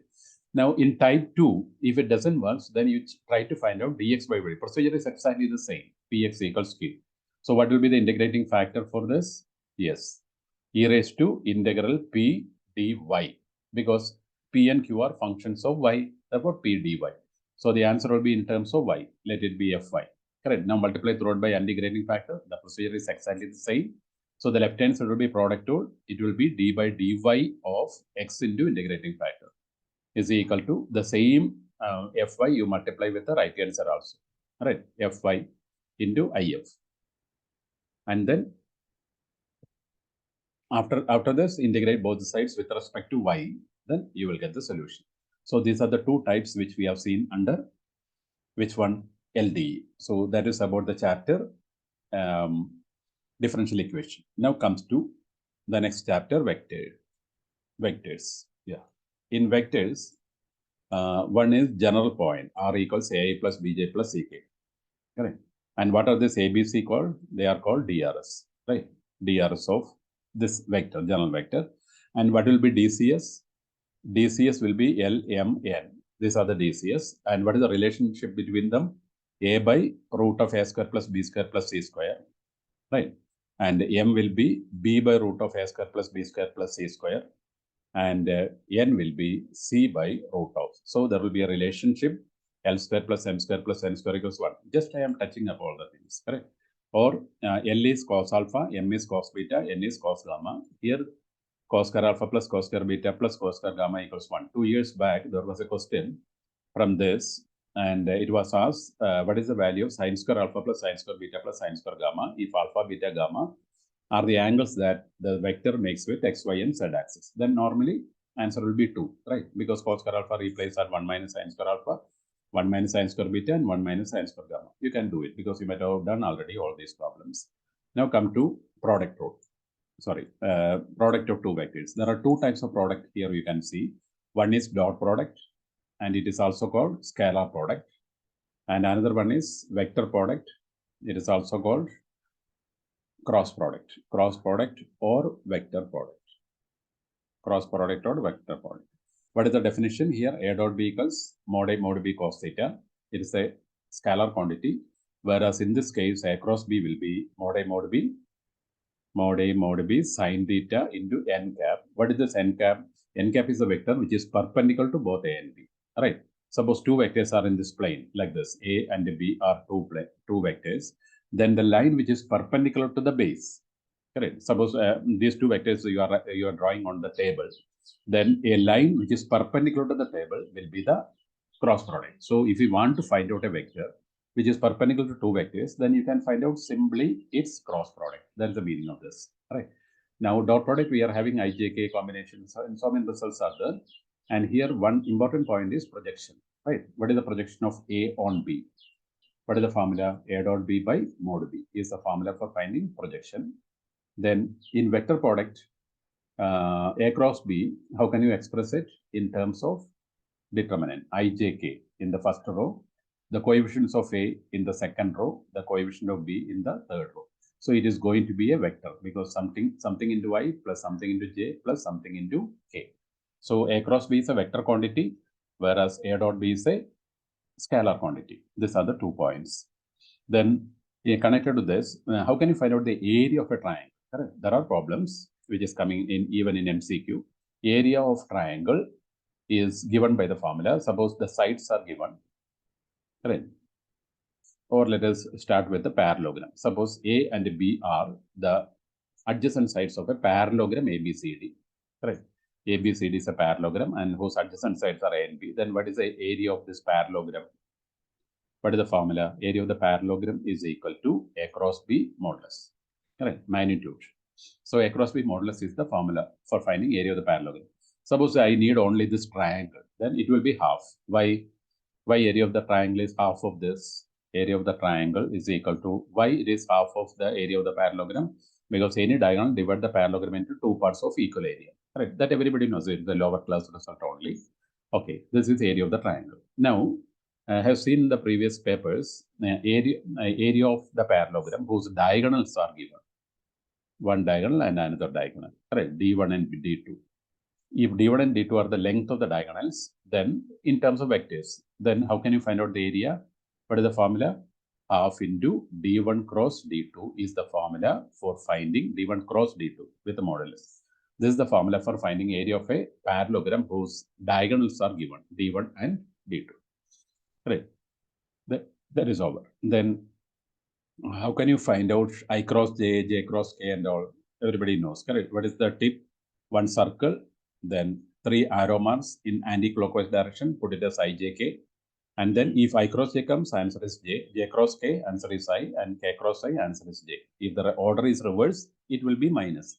Because you know all these results. Just if you see this, then you can simply go through, you can have all these in your mind. Only that purpose I am taking all this. So I cross j will be k, j cross I will be normally, naturally minus k, right?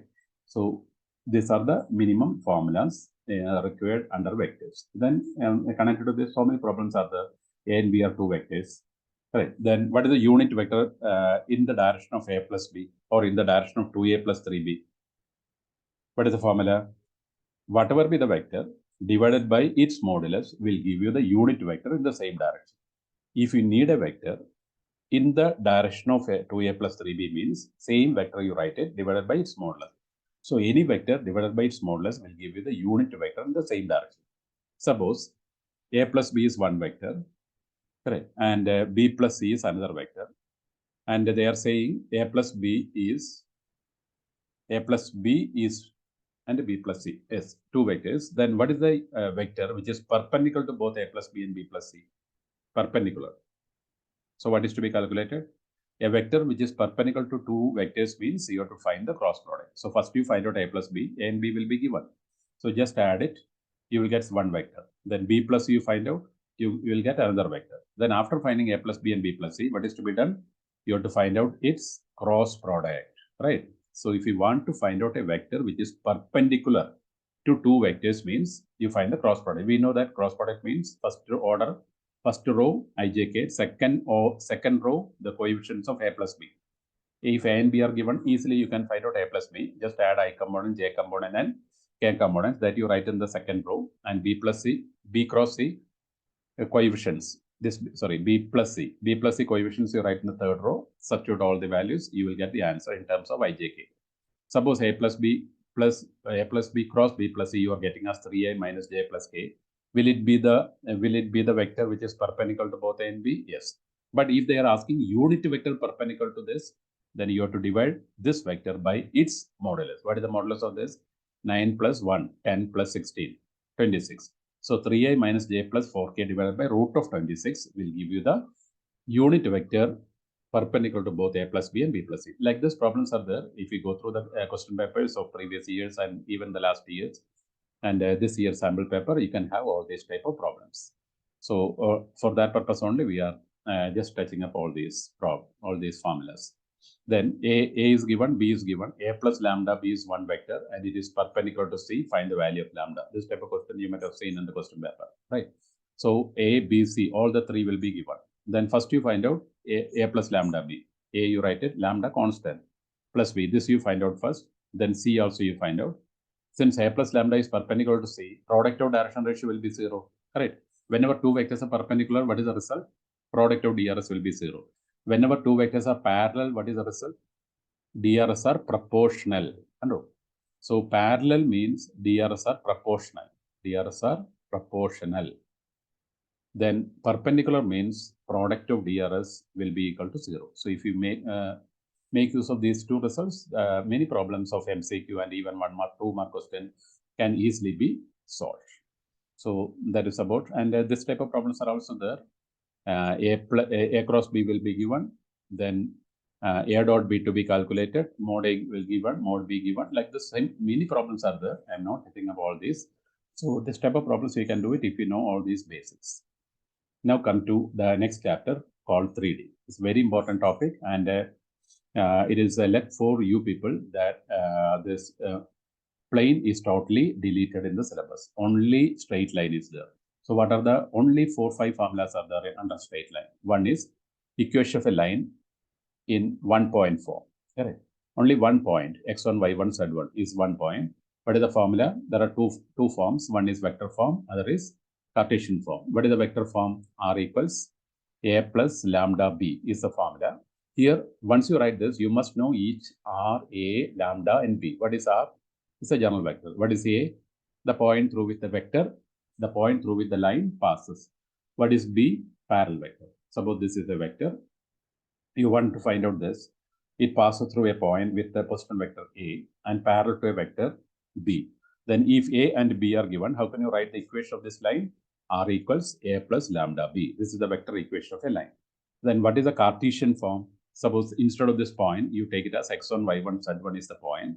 And parallel vector, suppose their DRS will be ABC. Then how can you write it? X minus x1 by A is equal to y minus y1 by B is equal to z minus z1 by C. This is the formula. This form is called one-point form. Correct. Similarly, second one, equation of a line passing through 2 points A and B. Vector form, A and B. What is the formula? Same formula, one small extension. A plus lambda into B minus A is the formula for finding equation of a line, vector equation of a line passing through how many points? 2 points. Then what is the vector form of the same, Cartesian form of the same? X minus x1 by x2 minus x1 is equal to y minus y1 by y2 minus y1. This formula you have studied in class 11. This is an extension. Correct. Here, the first two terms, if you take it, there is a formula in the case of a plane, 2 dimension. In the case of 3 dimension, it can be extended to z minus z1 by z2 minus z2. So here, one important point, what I want to say, if the question is given in vector form,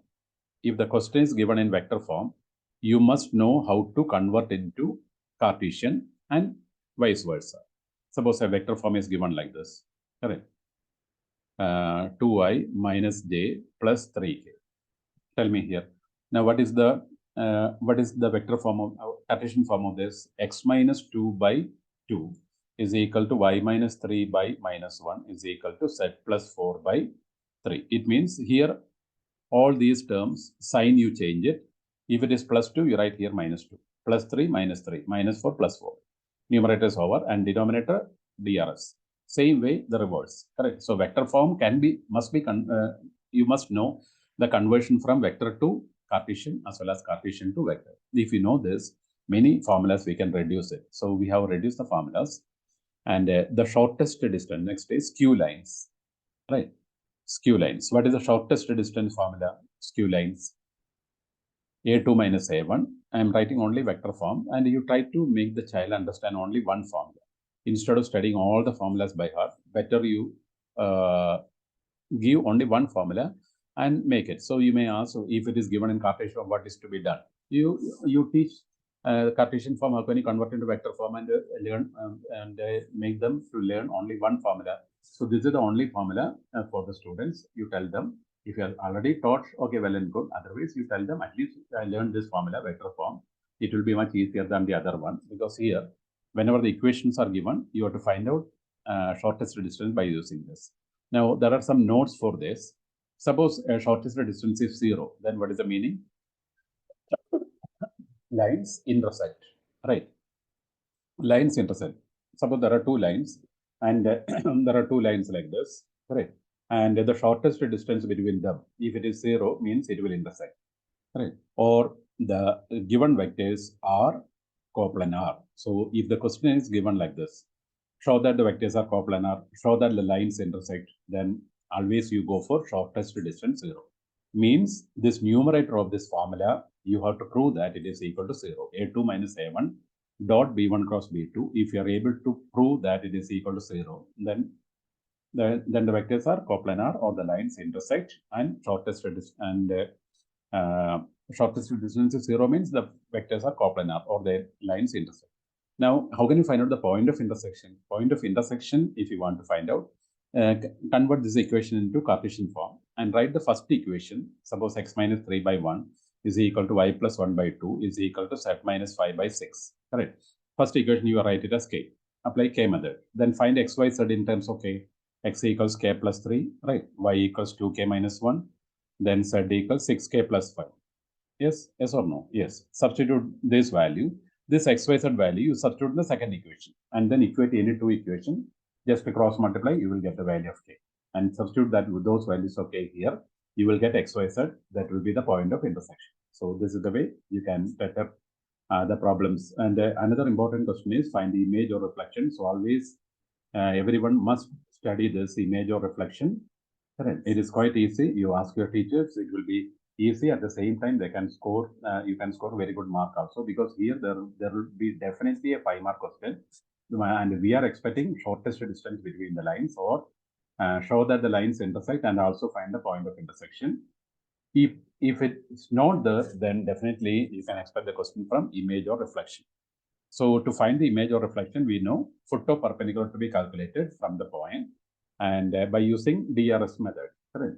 Whenever two vectors are perpendicular, product of DRS is 0. This is the basic result you have to use to get the foot of perpendicular. Once you get foot of perpendicular, you see here like this only. Correct.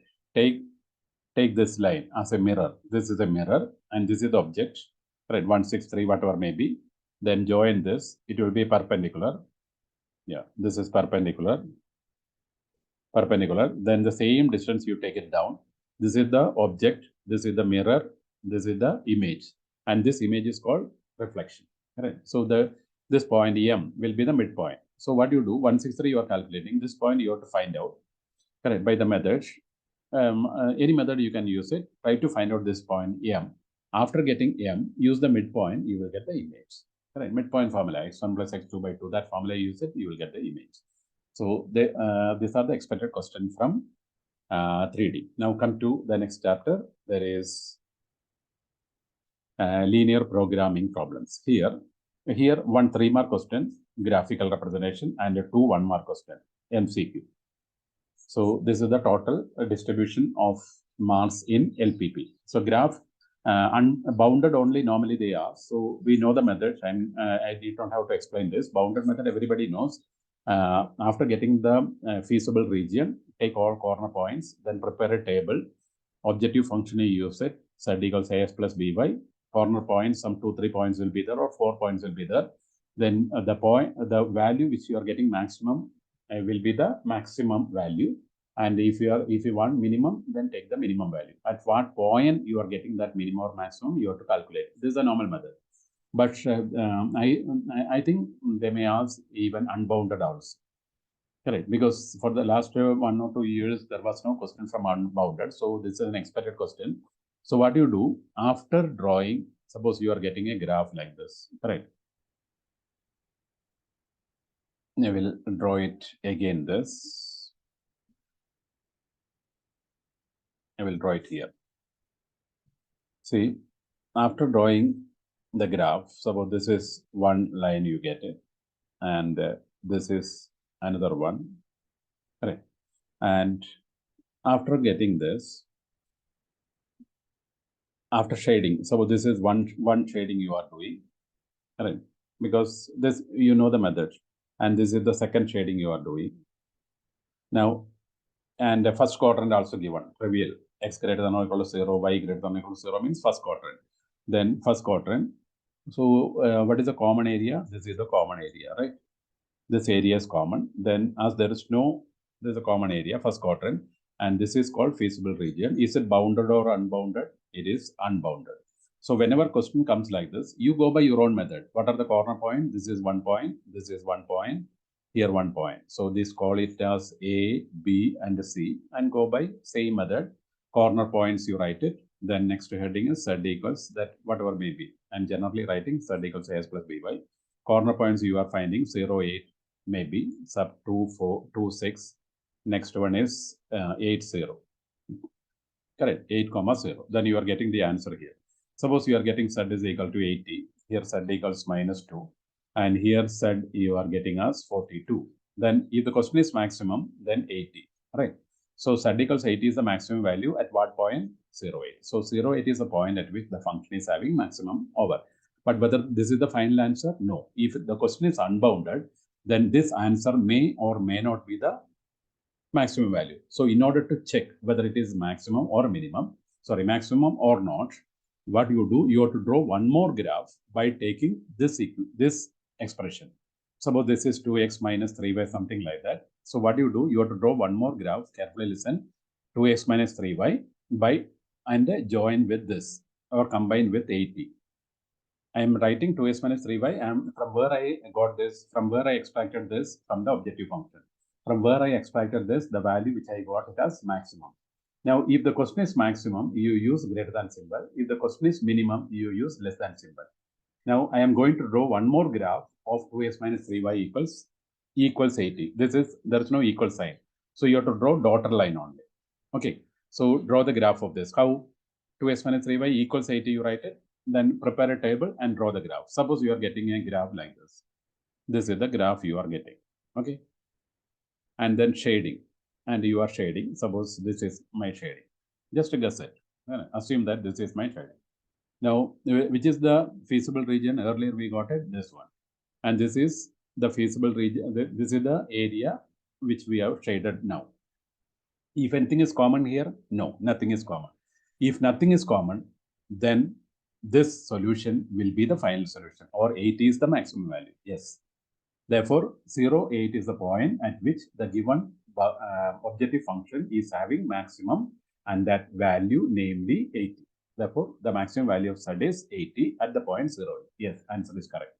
Suppose, correct, after shading, suppose you are having a different shading. I will remove this shading first. Correct. Suppose these are not the actual shading. Correct. You are getting the shading in different way. Suppose you are getting the shading like this. Okay. Now, whether there is any point common between the region which I have shaded recently now and the feasible region, yes. If you extend this, both the regions will mix. Correct. There will be some parts which are common. So if anything is common, then what is the conclusion? This Z equals 80 is not the maximum value, or there's no maximum value for this function as per the given requirement. So you cannot find out the maximum value for this. Understood? Yes, this is the way you can touch the problems from LPP. Then come to the last chapter, that is probability. So probability, some 4 or 5 topics. What are the topics? First topic, conditional probability, right? Conditional probability. What is the second topic? Independent events, right? Then third topic, Bayes theorem. Then fourth topic, yes, there are 4 topics. Bayes theorem. Now the next is random variable, correct? Probability distribution and a random variable. So these are the 4 topics to be touched. Conditional probability means we have the formula. Sorry. Conditional probability means we have the formula. Probability of A given B is equal to, you have a redefined formula for this. P of A intersection B by P of B is the formula. Now, what is the meaning of this A bar B? The event B has already occurred and you have to find out A. So the first event, what is written here, that is to be calculated, or that is your target event. And after slash, what is written, that is already given or already happened in the experiment, right? So P of A given B is given by the formula, P of A intersection divided by P of B. Right. So we can have n number of problems by using this condition. And here P of A given B, P of B given A, you can find out. And what is P of A union B? Probability addition P of A plus P of B minus P of A intersection B. You can have the formula. Then what is P of A dash? It is 1 minus P of A. And very, very important formula. What is P of A union A dash union B dash by using De Morgan's law? Yes, it's a very important. A intersection B whole dash. If you want to club these two complement into single complement, union will become intersection, and this you are getting. And what is the meaning of this? It is 1 minus P of A intersection B. Correct. This is the way you can do the problem. Now that is about conditional probability. Now come to independent. When you can say that two events are independent, if it satisfies this condition, right? P of A intersection B is equal to PA into PB. So don't mix it with the independent and disjoint sets. Disjoint sets are different, independent sets are different. But the word meaning almost like same, correct? But the things are different. P of A intersection B. This condition, if it is satisfied, then only they are independent. We can have a number of examples for this. Right. Now, because of lack of time only, I'm not actually explaining the independent events. It is very well explained in the textbook. Please go through it and try to apply this formula. If A and B are independent, this is the formula. So if A dash and B are independent, can you write the formula like this? Yes. P of A dash intersection B can be splitted as P of A dash into P of B. So if A and B dash are independent, can you write P of A intersection B dash equals P of A into P of B dash? Yes, definitely. And if A dash and B dash are independent, then also you can write P of A dash into P of B dash, right? So independent events can be actually splitted in the case of complements also. That is the meaning of properties of complement in terms of independent. Now come to Bayes theorem. Bayes theorem is a short question. Now in Bayes theorem, how the questions normally ask, it will be very lengthy questions are there, and in the textbook also many questions are there. You can easily do it. I'll give some clue or the tips for this. Now, what are the events they are giving? I will give one example for explaining this. What you do? The scooter, correct? The scooter driver, bus driver. It's a textbook question only, and a truck driver, correct? There are 6,000 scooter drivers, 4,000 bus drivers, and 2,000 truck drivers, correct? And one of they all are insured persons. Then the probability of getting an accident is 6% in the case of scooter, and 5% in the case of bus, and a truck only 3%. Suppose I'm just writing, and one of the person meets with an accident, then what is the if the person meets with an accident, what is the probability that he is a scooter driver? Or if the person meets with an accident, what is the probability that he is a bus driver or it's a truck driver? Like this questions can be asked. So let it be anything. Now you see, these are the three events they are talking about. So what do you do? E1 be the event that the person is a scooter driver. E2 be the event that the person is a bus driver. E3 be that of a truck driver. Right.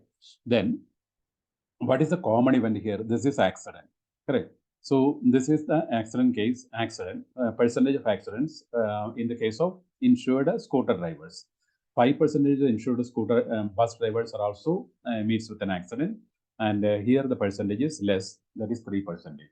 Now, what you do here, P of E1 you find out, P of E2 you find out, P of E3 you find out, correct? Then, because before reading out the question, you find out all these 6 probabilities: A bar E1, A bar E2, A bar E3. Then maximum marks you will get it from this. Let the final answer be wrong also, no problem. Right. This way you find out. I will explain this. What is P of E1? 6,000 is the number of favorable cases. Correct. 6,000 divided by total number of drivers. 6 plus 4, 10 plus 2, 12,000. Right. So what is the answer? 6 by 12. 1 by 2 is the probability of E1. Similarly, here 1 by 3. Here 1 by 6. Correct. These are the probabilities over. Now, whenever A bar E1, A bar E2, A bar E3 comes, correct. But how can you find out the answer? You read out from the second. After slash, what is the event? You read out from there verbally and check. You see how to read this. If the person is a scooter driver, what is the probability that he meets with an accident? Then the things will be very much clear. Correct. So you yourself, you read out the question, correct, by your own. That is from the right side, because after slash you read out. So how will you read out this? If the person is a scooter driver, what is the probability that he meets with an accident? What is the answer? 6%, 6 by 100. Well, how can you read this? If the person is a bus driver, what is the probability that he meets with an accident? It is 5%, 5 by 100. And if the person is a truck driver, what is the probability that he meets with an accident? 3%. Correct. So all these 6 probabilities are ready. Now let them ask any question, you will be able to answer. So you will be able to answer it. Now, suppose the question is find the total probability or find the probability that the person meets with an accident. Nothing is given. What is the probability that the person meets with an accident means P of A. It is nothing but the denominator of the Bayes theorem, right? So there will be 3 terms: P of E1, P of A bar E1, P of E2, P of A bar E2, P of E3, P of A bar E3. All these values are readily available here because all the 6 probabilities are in your hand. So easily you will be able to find out P of A, correct? Now the questions normally how they ask, P of E bar A is the normal question they ask. What is the meaning of this? E will be given first, slash A. From how will you read out this? If the person meets with an accident, from here only you have to read it. After slash only you have to start reading. If the person meets with an accident, what is the probability that, suppose if I write E2, then how will you read out? What is the verbal explanation of this for P of E2 bar A? If the person meets with an accident, what is the probability that he is a bus driver, right? So what is the formula? We know, right? P of E2 into P of A bar E2 divided by denominator, there will be three terms, and directly you can write P of A. And P of A you might have calculated already. Directly substitute the denominator. This way you can find out P of E3 bar A also they can ask, or P of E1 bar A also you can ask.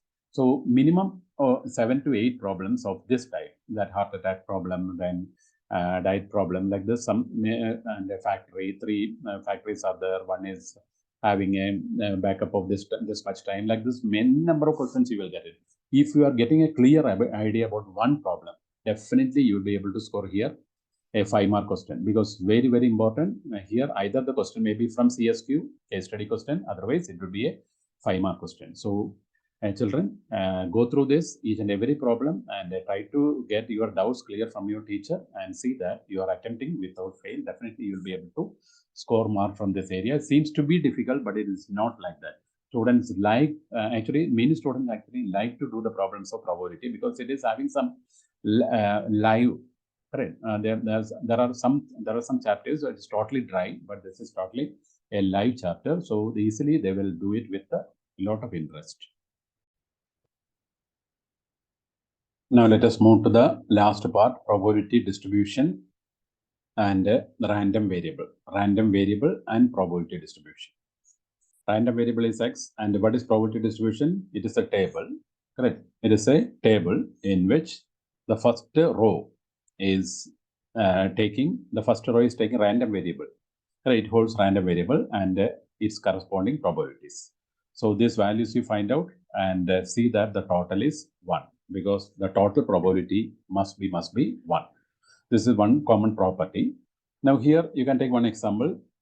Quickly we can have one example. 3 coins are tossed.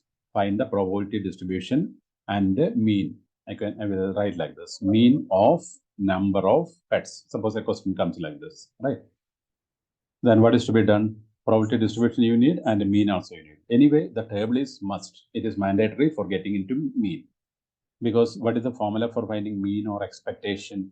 Mean or expectation or EX. What is the formula? There is only one simple formula is there, correct? Sigma pi xi. Multiply probability and its corresponding random variable, right? So these two directly you multiply. For that, let us take this example. So here, after mean, what is coming? Number of heads. You just put one box like this and write here X. So immediately you can get that X is equal to number of heads. Right. Since X denotes number of heads, what are the values that X takes? How many heads will be there in the case of tossing 3 times? Sometimes 0 head. Correct. 3 times you are tossing. Sometimes no head comes. Sometimes 1 head out of 3 comes. Sometimes 2 heads out of 3. Sometimes all the 3 will be heads. So the possibilities are 0, 1, 2, and 3. So 0, 1, 2, and 3. Now you find out the probability. Now for finding probability, what is the method? S equals sample space you are writing. How many elements will be there? 8 elements will be there in the sample space. I'm not doing this. 8 elements will be there, and you are finding all this. You will get the answer like this: 1 by 8, 3 by 8, 3 by 8, and 1 by 8. So total is 8 by 8, 1. Now after this, you need expectation or mean. Mu is a symbol, and formula is sigma pi xi. So what will be the answer? You just tell me the answer here. X into px, 0 into 1 by 8. All right, 0 into 1 by 8, sigma pi xi, plus 1 into 3 by 8. Okay, plus 2 into again 3 by 8 plus 3 into 1 by 8. So what is the answer?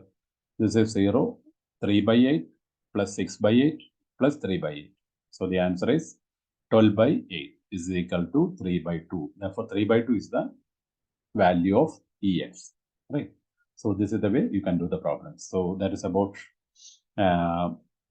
the chapters. So I just try my level best to make you understand minimum requirement. So this much minimum a child must know it to clear it. Everyone will definitely pass, definitely, because this is my prayer and my blessings. Everyone will pass. Everyone must pass. Correct. Have the confidence, because failing is really difficult in mathematics. It is not possible to fail, because these are the minimum requirements for getting pass marks. So this much if you learn it, correct. and a little bit computation work you do it at home, and 3 solid days we are getting, right? So it is a solid days only, because sixth your chemistry is physics is getting over, then 7, 8, 9. Correct. 10. Yes, 4 days we are getting. 4 solid days we are getting. Out of these 4 days, some teachers may call you people in the school, you go, because the nobody can replace with a teacher. Correct. Yeah, let it be n number of videos you see, but teacher is teacher only. And we have to salute the teachers. Those are actually, this is the first time after this many years the teachers are really trying their the level best to make the students understand, because that is a situation anyway. We will definitely come overcome all these situations and will be again on the top of the list. Definitely, that is our wish. And students, please, little bit focus.